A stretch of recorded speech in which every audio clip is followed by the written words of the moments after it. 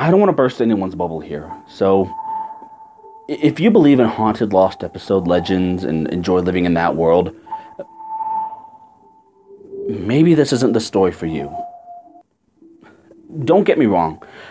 I hate when people complain about lack of realism in entertainment, and I think kids need to believe in Santa and the Tooth Fairy for as long as possible, but this is different. Back in the 80s, I met this dude, Sid, who used to cut old VHS tapes and shit. It was more than a hobby for him. It was pretty much his entire life. His parents were a bit more wealthy than I had been blessed with, so when we were teenagers and I was slaving away at a yes, Scats, fast food restaurant, he just hung around the house, cutting tapes, all day, all night. Of course, as you get older, things in your past become a bit clearer, and I think he might have been borderline autistic. Or maybe he was a very high-functioning person with Asperger's, but of course I'm no expert, and I'm not saying that this was the case. It's the best and quickest way I can think of to explain his personality and this obsession with cutting tapes. It started when he saw Old Yeller as a little kid. For whatever reason, his parents let him watch that shit. If you're unfamiliar with it, it's the tale of a boy and his dog. I hope I don't have to announce the spoiler on such an old-ass movie. But in the end, the boy has to shoot his own dog because it's rabid. Sid didn't appreciate this. His dad photographed and videotaped weddings, so he showed Sid how to operate some of the machines. And Sid cut out the ending, replacing it with an earlier, happier scene, as if Old Yeller just suddenly got better off screen. He watched the tape obsessively after that, even into his early teens when I'd first met him. He made me watch it once to show how he fixed it, and I could actually picture him as a little boy once. He started applauding and cheering his own faux ending. I don't want to say I was a bad influence, but after I saw it, I asked if he could do that with other movies. My major interest was perhaps taking a film or two and cutting in some nude frames the actresses hadn't really done. Don't worry, I never had the guts to actually ask if he would. I just imagined how cool it would be. Often. Sid told me that, yes, he could fix any movie he wanted. In fact, he had done it with a few others. He had a copy of a Ghostbusters cartoon, and I shit you not, every single ghost was completely removed. The story made no sense, there was no continuity, but he had accomplished it, and I was very impressed. I guess in the time of VHS, these things seemed more magical than they do nowadays. As time went by, I encouraged Sid to edit more movies, but with different purposes. Instead of whitewashing all the scary stuff he wanted to do, I got him to see the light on how awesome he could make things. Somewhere out there, this chubby Star Wars nerd from our high school has all 3 original films flawlessly cut together, with edited effects that would have made George Lucas himself cry out, "Enough meddling!" We charged him like $20 for the only copy, because we were idiots. Anyway, this went on for a while before I lost most of my interest in it. It was more of a goof for me than it was for him. This is the point where I started working, started driving, started taking bases with local girls, while he just got more and more involved in cutting those tapes. I think his favorites were cartoons. When The Simpsons came around, he went ape shit with those. Now, his edits weren't so much fixing things as just breaking them in interesting ways. Another thing that sticks out in my mind is when he recorded an episode of MASH and cut it with a gory old war flick. Halfway through his version, the camp gets bombed. Soldiers invade. Everyone dies. At the end, he specifically worked in freeze frames of each cast member's face. Eyes closed. He had completely reversed his interests and embraced what had once terrified him. Scary endings. He seemed to love things like long, drawn-out sequences of terrifying silence. He'd make me be quiet while they played, too. You may have heard about this mysterious fellow named Banksy, who goes around creating interesting graffiti and whatnot. At one point, he went into a music store and replaced some Paris Hilton CDs with his own fakes. Banksy had nothing on Sid. Every other week, he'd tell me about some store or video rental place he'd snuck some of his tapes into. He swapped out the real ones for his versions, and then he'd start all over by cutting the ones he had stolen. At one point, when I hadn't heard from him in a long while, I stopped by his parents' house and found him in the garage. He'd set up his own little movie studio there, complete with a drawing board. He was actually animating entirely new content. All at once, I was blown away by his artistic skill I'd never seen before, and very concerned about when this guy was going to come out of the dark and start acting normal like me. He barely looked up from his drawings as we spoke. I asked him what any kid, now in his late teens, would ask. What the fuck is wrong with you? Seriously, dude. This is some crazy shit. It's work. I'm working.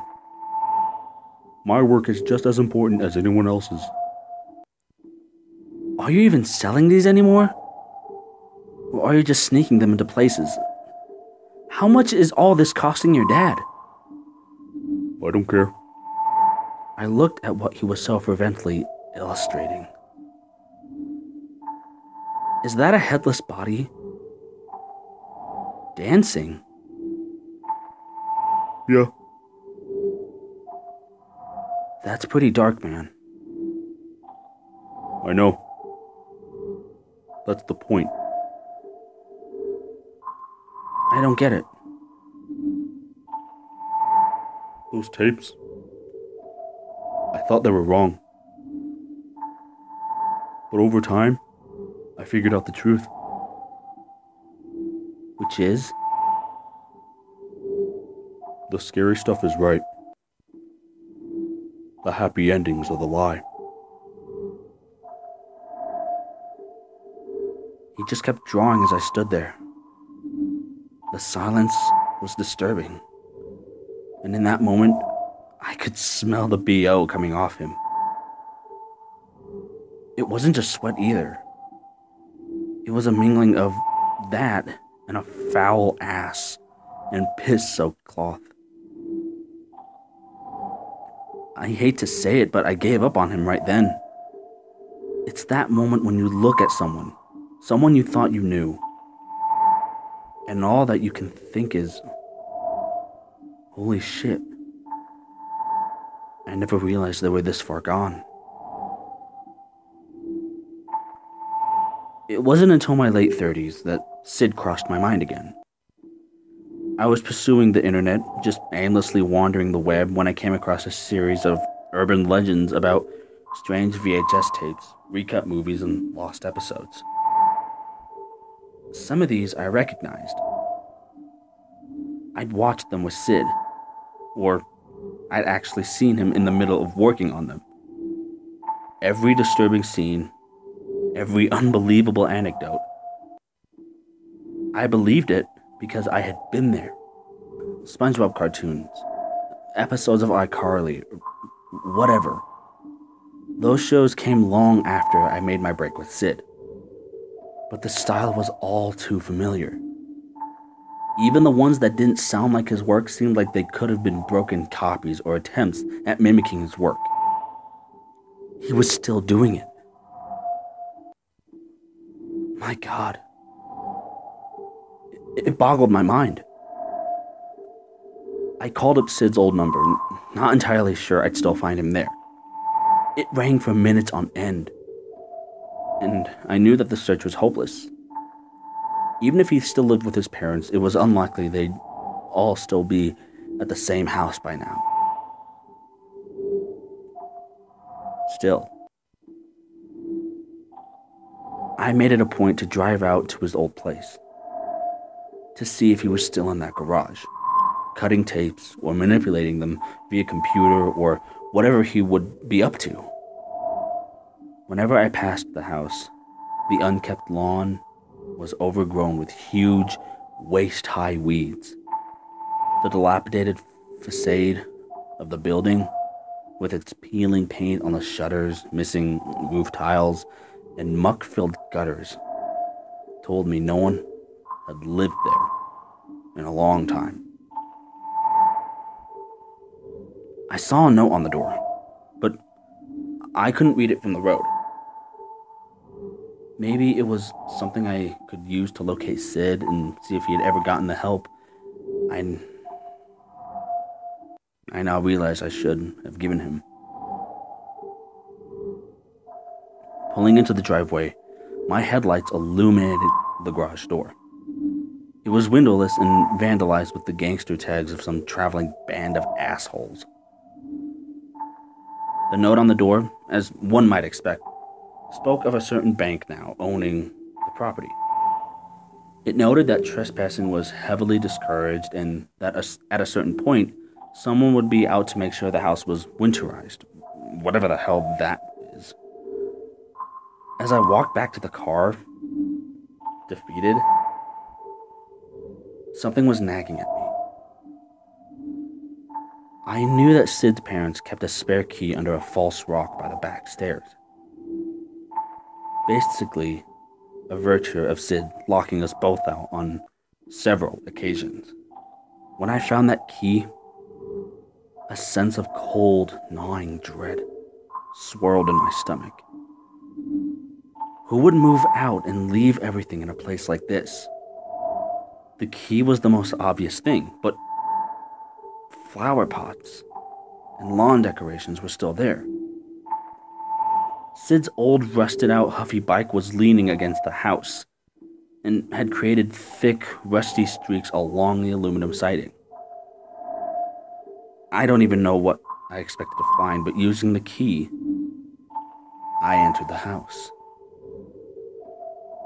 The smell was overwhelming. Not a putrid smell, nothing rotten or decaying. Just the smell of... I don't know if this would make any sense to you, but the smell of electricity. Like burning dust on a light bulb or a heater giving off a peculiar warmed metal odor. That was the least of my concerns. However, as I saw everything just as I had left it, everything Sid's family owned was frozen in time. The dining room table we'd all sat at on many occasions was dust-covered and supported an emaciated dead rat which I had all but turned to dust.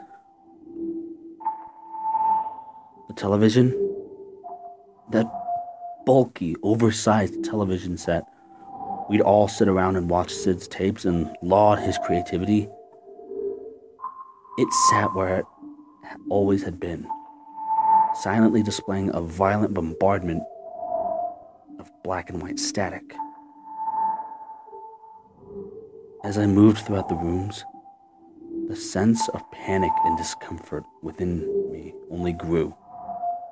Every fiber of my being was shouting, "Run!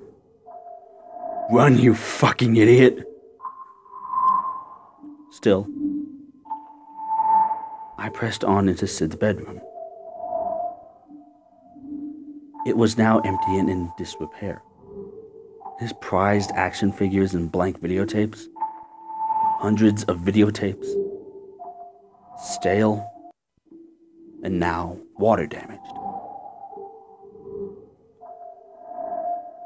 I wanted to call out, to shout, "Sid!" and wait for him to appear as if nothing was out of the ordinary. I went into his parents' bedroom. There, lying in bed, were two motionless bodies, gaunt, gray, half turned to dust, just like the rat in the dining room. I could scarcely believe what I was seeing with my own eyes. Not only were two dead bodies slowly dissipating within the confines of this once idyllic suburban household, but nobody had even checked on them. Nobody had discovered this until now. My mind raced. My heart raced. The only things that wouldn't move were my feet, which remained glued to the spot. Sid, I thought, must have done this. There was no way the two of them would just lie down one night and simultaneously die of natural causes. Sid had said he didn't care about his parents, and when was the last time I had seen them?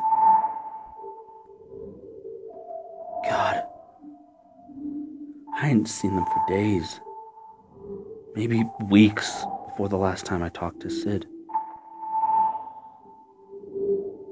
When I finally left the room, I took out my cell phone and began dialing 911. However, as soon as I lifted it to my head, an ear-splitting shriek of interference caused me to fling the object across the room. I rushed to the kitchen phone. Squealing static. I tried the living room phone just to be thorough. Static. It wasn't until I put the receiver back down that I heard it. Music. Faint, barely audible music that I hadn't noticed before. It seemed to be some repeating melody.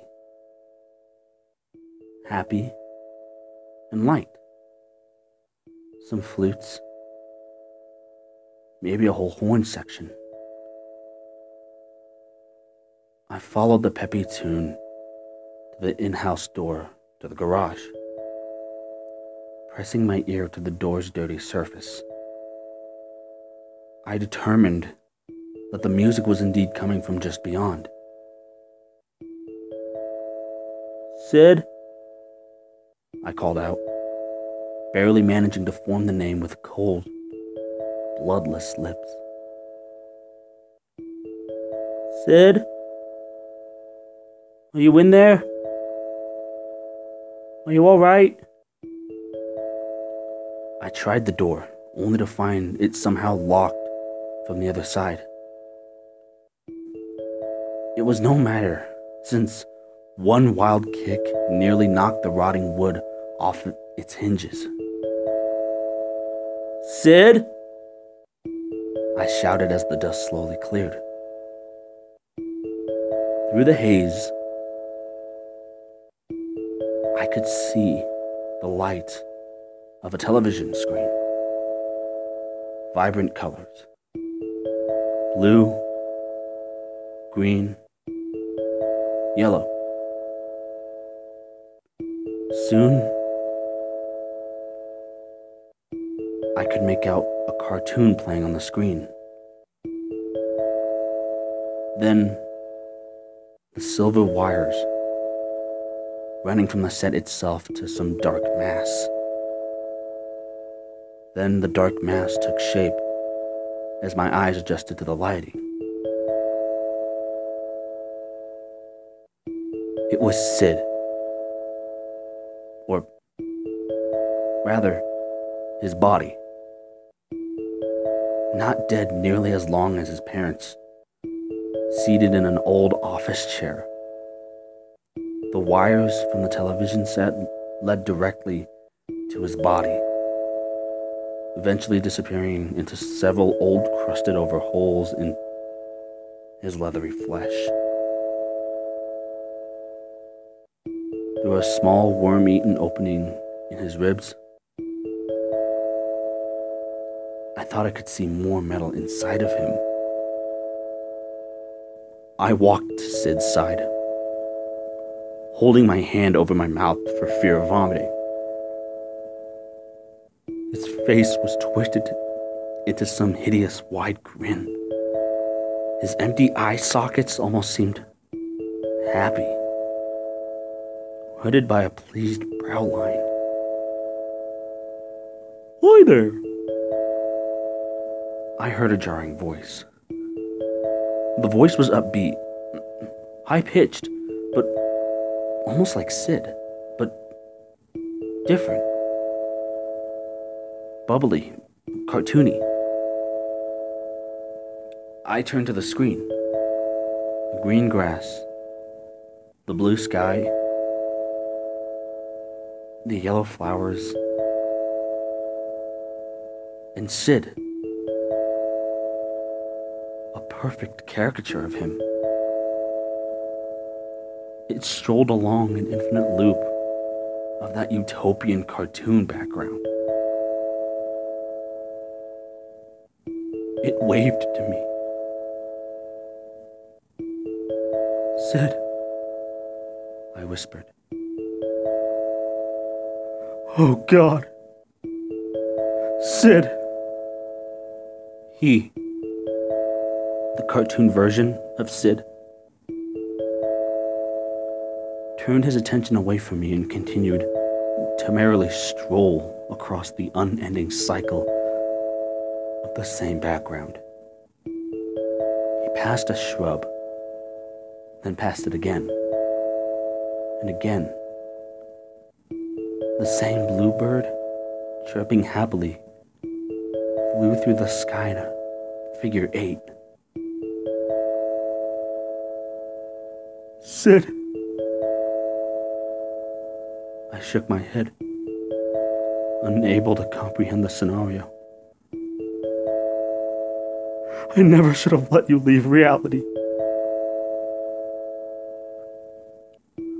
I thought about what Sid had done to his mom and dad.